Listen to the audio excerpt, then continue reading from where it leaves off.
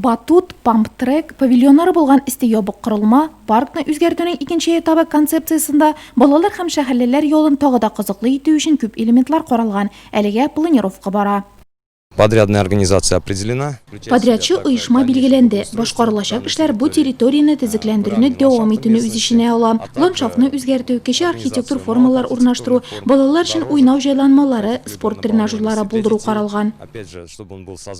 Район башлыгы Алмаз Әхмәтшин булачак үзгәрешләрне эскизларда күзәткәннән соң үз тәкъдимнәрен кертте. Яшәүчеләр спорт паркы мөмкинлекләрен җылы сезонда күбрәк файдаланып калсын өчен эшләр сыйфатлы да, тиздә булырга тиеш. Учитывая, что на вторую очередь достаточно большие деньги выделяются, надеемся, что здесь совершенно другое будет. Вместе с нашими строителями надо смотреть, по ходу принимать решения, очень красиво должно быть.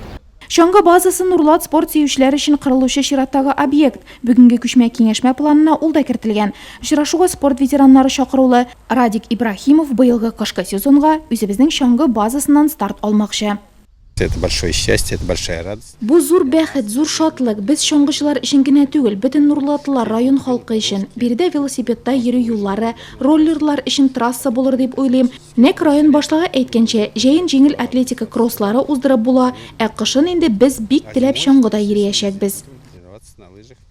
Бина әзер диярлек, алда коммуникацияләр тарту эшләре, Алмаз Әхмәтшин белгечләр белән базадан трассага илтүче юлларның торышы, күрсәткечләр кую, чаңгы юллары салу һәм бу объектны ел әйләнәсе файдалану мөмкинлекләре турында фикер алышты.